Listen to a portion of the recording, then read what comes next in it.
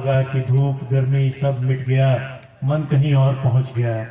और ऊपर से प्रीतम सर ने यह भी बोला कि ध्यान रखना है कि हम कहाँ आए हैं, क्यों आए हैं। तो सभी को ध्यान है कि हम युवा सम्मेलन में आए हैं और क्या करने आए हैं, एक चीज सीख कर जाना है, एक अच्छी चीज लेकर जाना है। तो आज लेकर के जाने का दिन है। तो मुझे नहीं पता मैं क्या आपको दे पाऊंगा, लेकिन आपसे बात करने, आपसे समझने, स्वामी जी का आशीर्वाद लेने बहुत दूर से आया। मेरा नाम देवाशीष है। मैं पानी जहाज का कप्तान था। बड़े बड़े जहाज 250 मीटर लंबे, 300 मीटर लंबे। आप समझते हैं 1 मीटर कितना लंबा होता है। तो 300 मीटर लंबे जहाज को बंबई से लेके चलते थे हम लोग, और अमेरिका के न्यूयॉर्क चले जाते थे, ब्राजील चले जाते थे, सिंगापुर चले जाते थे, चिली चले जाते थे, पेरू, इक्वाडोर, कई ऐसे देश, ग्वाटेमाला, होंडुरास, जिसका नाम आपने ध्यान में नहीं होगा, ग्लोब देखेंगे तो फिर से दिखेगा। उन सभी देशों की यात्राएं हमने की और बहुत छोटी उम्र से काम कर रहा हूं। आज मुझे काम करते हुए 17 साल मैंने समंदर में काम किया, 17 साल काम किया। और उसके बाद अब 7 सालों से मैं समाज में काम करता हूं। मुझे लगा कि एक ही ये जन्म है, फिर क्या होगा क्या नहीं। तो जो अपने आप को पूरा करने का काम है वो करना चाहिए। जिस काम में मुझे आनंद आता है वह काम भी करना चाहिए। तो मुझे लगता है कि समाज में काम करने में आनंद आता है, लोगों के लिए उपयोगी बनने में आनंद आता है। तो ये रास्ता मैंने चुना। पिछले 7 साल से झारखंड और छत्तीसगढ़ में हम लोग गंभीरता से, आप जैसे गांव में, आप जैसे समाज में, आप जैसे साथियों, आप जैसे भैया, दीदी, बहन, माता, सबके साथ हम लोग काम करते हैं। इसी क्रम में आज अपने यहाँ सुरसू गांव में सौभाग्य है कि यहाँ आने का मौका मिला है। नाम मैं सुन रहा था, मैं कभी सुरसू नहीं आया था, मैं कभी सुरसू घाटी मैंने पार भी नहीं की। क्या सुंदर घाटी है, लगा कि पतरातू इसके सामने फेल है ना। इतनी सुंदर घाटी, माफ कीजिएगा, पतरातू देख के हम लोग घूमते थे फिरते थे, लगता है कि वाह पतरातू ही सब कुछ है। लेकिन जब सुरसू घाटी देखे तो इसमें इतनी संभावना है और यहाँ लोग इतने अच्छे हैं, आप इतने सुंदर लोग हैं, इतने पवित्र लोग हैं, इतने समर्पित लोग हैं, और आपका सौभाग्य है कि स्वामी जी जैसा मार्गदर्शक आपके साथ। तो एक बार सभी की ओर से मैं प्रणाम करूंगा स्वामी भवेशानंद जी महाराज को, मंच पर आसीन राजेंद्र शाही जी को, अन्य गणमान्य व्यक्तियों को, शिक्षकों को, प्रीतम जी को, और आप सभी का अभिवादन अभिनंदन करता हूं। आज सुरसू की धरती पर तो कुछ गंभीर बातें करनी है, कुछ गंभीर बात करने झारखंड है। हमको लगा था आप झारखंड बोलेंगे। सबसे पिछड़ा बिहार है, सबसे पिछड़ा बिहार है, लेकिन मान लीजिए बिहार हमसे दूर नहीं है। हम सबसे, बिहार के बाद सबसे पिछड़े हम ही हैं। तो समझिए मोटा मोटी पूरे देश में हम सबसे पिछड़े स्तर पे हैं।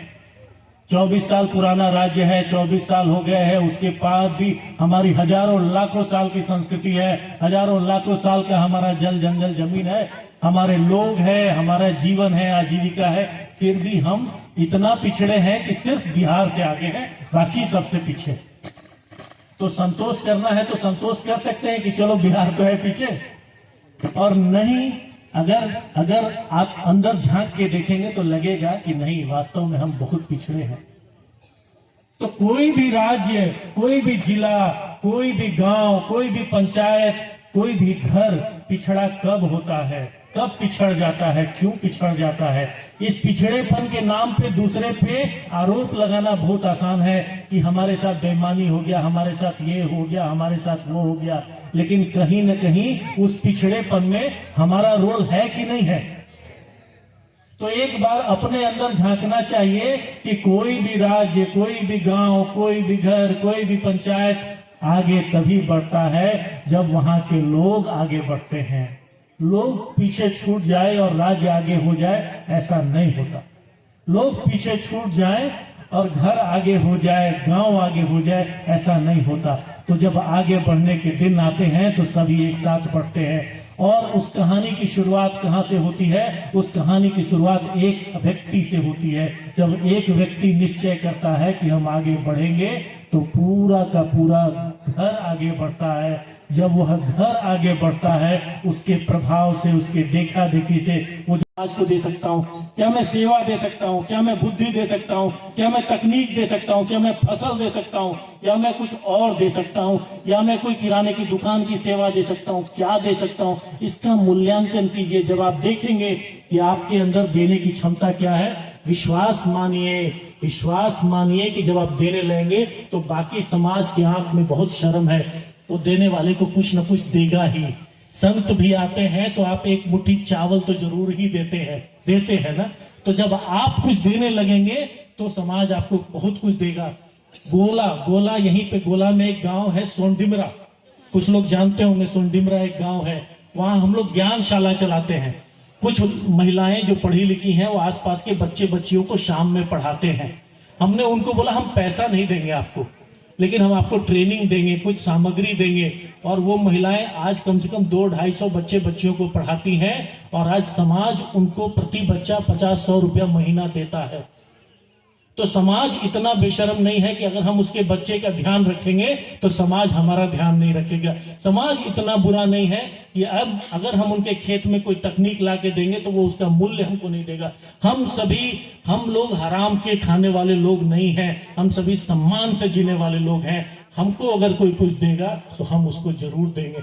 तो एक बार सोचिए कि आप क्या दे सकते हैं और किस दिशा में दे सकते हैं। देना शुरू कीजिए, आपको मिलना शुरू होगा। इस पे विचार कीजिएगा।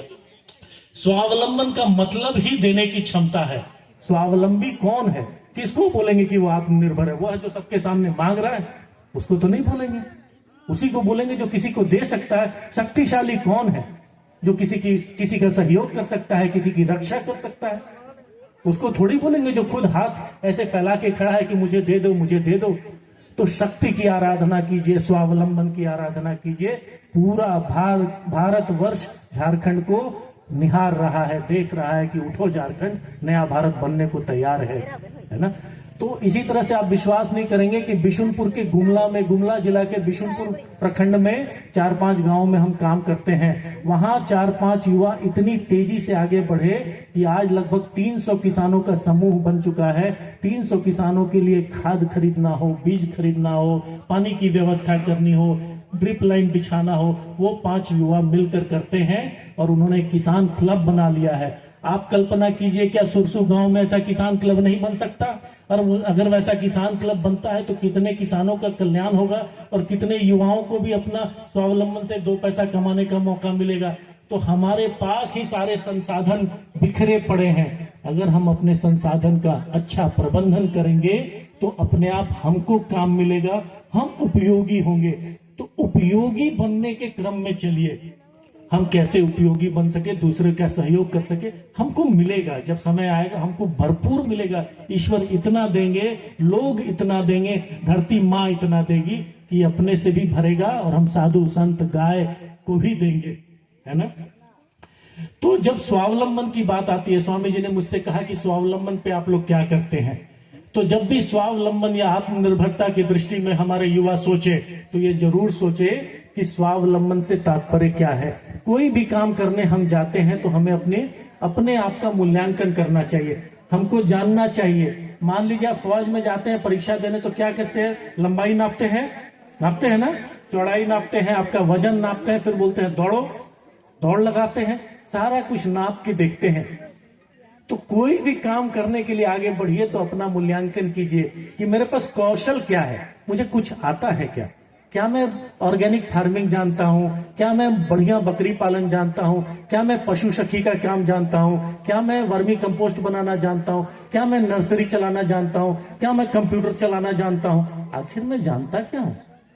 मेरा पुश्तैनी कौशल क्या है? हमारे पास भारत में सौभाग्य है कि कई परिवारों के पास पुश्तैनी कौशल भी है। कोई लोहार है, कोई सोनार है, कोई कुछ और है, कई तरह के कौशल है। उसमें कुछ है क्या, उसका मूल्यांकन कीजिए। मेरे पास संपत्ति कितनी है, मेरे पास पैसे कितने हैं, मेरे पास खेती कितनी है, मेरे पास पशुधन कितना है। क्यों? क्योंकि जब आप कल को कोई भी निर्णय लेंगे कि मैं ये नया काम करना चाहता हूं, तो ये सारी चीजें आपको उसमें जाननी चाहिए, समझनी चाहिए। आपको ये जानना होगा कि आखिर जो मैं करने जा रहा हूं वो क्यों करने जा रहा हूं, उसमें कितने दिन तक मेरा मन लगेगा। ऐसा तो नहीं मेरा मन उसमें से निकल जाएगा। तो अपना जो अपने अंदर में जो आपका तत्व है ना, आपका जो स्वधर्म है, आपकी जो अपनी इच्छा है, उसको जरूर पहचानिए। कुछ है तो लोगों ने बोला बहुत मुश्किल है, बहुत मुश्किल है, बहुत मुश्किल है, सब लोग इधर उधर देखने लगे। उसी में एक नौजवान उठा, उसने बोला कि मैं करूंगा। उस नौजवान के पास कोई हथियार नहीं था, कोई औजार नहीं था, उसके पास सबसे बड़ा औजार और हथियार जो था उसका विश्वास था कि मैं करूंगा। अगर धरती पे कोई काम होना है, किसी के द्वारा होना है, तो वह काम मैं क्यों नहीं कर सकता। सोच के देखिएगा, आपने भी कई बार मुंह फेर लिया होगा कि अरे कैसे होगा, बहुत कठिन है, लेकिन एक बार हिम्मत देके देखिए, जब आपके बच्चे पर चुनौती आती है, जब आपके परिवार और देश भी आगे बढ़ता है। तो इसी तरह जब बात आएगी नया भारत गढ़ो, तो जब बात आएगी नया भारत गढ़ो, तो मैं कहूंगा नया कमल बेदिया गढ़ो, नया विवेक बेदिया गढ़ो, नया यहाँ का कोई नौजवान बनाओ, नया यहाँ का कोई पुरखा बनाओ, नया यहाँ का कोई बच्चा बनाओ। जब आप महान बनेंगे, जब आप आगे बढ़ेंगे, तो मान के चलिए कि सब कुछ आगे बढ़ जाएगा। आप जानते हैं कि झारखंड में वर्षा कितनी होती है? किसी विद्यार्थी को ध्यान है कि झारखंड में वर्षा कितनी होती है? हमारे यहाँ वर्षा अच्छी होती है, बारिश अच्छी होती है कि नहीं होती है? होती है। भारत में, झारखंड में अच्छी बारिश होती है, 1200 mm 1300 mm सालाना वर्षा होती है। लेकिन बारिश के बाद हमारे पास पानी होता है क्या? कहां जाता है पानी? कोई छीन कर ले जाता है क्या? किसी ने मना किया है क्या पानी रोकने से? लेकिन क्या होता है, पानी सर सर सर भाग जाता है। वो तेजी से आता है, वो जंगल से, झाड़ से गिरता हुआ, पहाड़ से गिरता हुआ नदी उफनाती है और सारा कुछ बंगाल की खाड़ी में चला जाता है। और हम देखते रहते हैं, जाड़ा का मौसम आता है, रबी की फसल का मौसम आता है, हम पानी के लिए तरस जाते हैं। आज की कहानी नहीं है ये पुरानी कहानी है, और आज भी यही कहानी चलती है। क्या पानी रोकना इतना कठिन है क्या? लेकिन हम नहीं रोक पाते हैं पानी।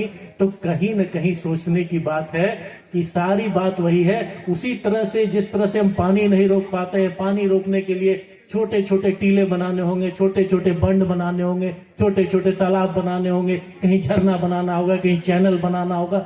इसी तरह से समाज में व्यक्ति का भी निर्माण और उसकी योजना करनी होगी, तब जाके समाज और गांव मजबूत होगा। तो जब पानी रुकेगा तो ऐसे ही हमारे दिन बदल जाएंगे, हमारी समृद्धि लौट आएगी, हमारे जल जंगल जमीन का फिर से सब कुछ लौट आएगा। लेकिन उस पानी को रोकने के लिए तपस्या करनी होगी। वो तपस्या कौन करेगा? सब कुछ उपलब्ध है, योजनाएं उपलब्ध हैं, लोग उपलब्ध हैं, इंजीनियर उपलब्ध हैं, लेकिन किसके अंदर वो कलेजा है जो आगे बढ़ता है और बोलता है ये इस पहाड़ का पानी मैं रोक कर दिखाऊंगा? ऐसा भगीरथ कौन पैदा होता है सुरसू गांव में? कोई है क्या? तो इन सब बातों को जब आप सोचेंगे कि धरती माता ने हमको 3 मौसम दिए हैं, 3 मौसम दिए ना, खरीफ दिया, रबी दिया, जायद दिया, और हम खेती करते हैं 1 मौसम। कोई ऐसी माँ होगी जिसके पास 3 बार खाना बच्चे को देने के लिए हो और एक ही बार दे? ऐसी कोई माँ करेगी क्या? लेकिन हम अपनी गलती से, हमारी धरती ने, हमारी प्रकृति ने भारत को 3 खेती के मौसम दिए हैं और हम 1 फसल लेते हैं। मार्केट रिसर्च, आसपास के मार्केट को समझने का प्रयास कीजिए, तो सेल्फ प्रोफाइलिंग कीजिए, फिर मार्केट रिसर्च कीजिए।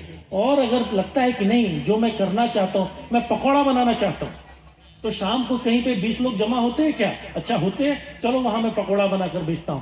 तो ये मार्केट रिसर्च हुआ। मुझे पकौड़ा बनाने आता है और मार्केट रिसर्च किया कि वहां लोग 20 लोग रोज बैठते हैं, तो उनको पकौड़ा बना के खिला के देंगे तो मुझे पैसा देंगे।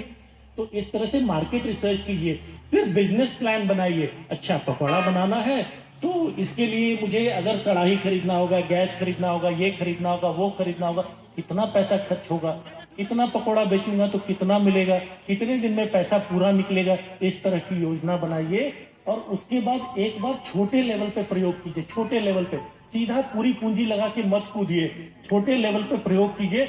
सफलता मिलती है तो आप सुपरस्टार हैं और उसी दिन नया भारत बनने को तैयार है। तो इस तरीके से हमें आगे बढ़ना है और मान के चलिए कि भारत में बहुत संभावना है, धरती में बहुत संभावना है। और नया भारत तभी बन सकता है जब प्रत्येक व्यक्ति अपनी क्षमता तक आगे बढ़े। स्वामी विवेकानंद जी कहते हैं कि वयम अमृतस्य पुत्रा, हम अमृत की संतान है। वास्तव में भारत की भूमि बहुत महान है। जब आप लोग पढ़ेंगे, बात करेंगे, देश में घूमेंगे, तो इतना बड़ा देश, इतने तरह के लोग, इतनी तरह की भाषा, फिर भी इतना नियम से, अनुशासन से, इतना पूजा पाठ, इतना सात्विक होके लोग चलते हैं, और इतना बड़ा देश इतनी शांति से चलता है। गरीबी भी होती है तो हम किसी का लूटने नहीं जाते हैं, नहीं तो हमारे ही देश में दूसरे देश से सभ्यताएं, संस्कृतियां आई जिन्होंने लूट पाट मचाया, दूसरों का छीन लिया। हम दूसरों का नहीं छीनते। तो इतने महान लोग, इतने विचारवान लोग, हमें कहीं चिंता करने की जरूरत नहीं है। हम अमृत की संतान हैं। तो एक बार पुनः अपने अंदर का विश्वास जगाइए और स्वावलंबन की नई डगर बनाइए। इतना ही कहूंगा, ज्यादा कुछ नहीं। वंदे वंदे वंदे। धन्यवाद।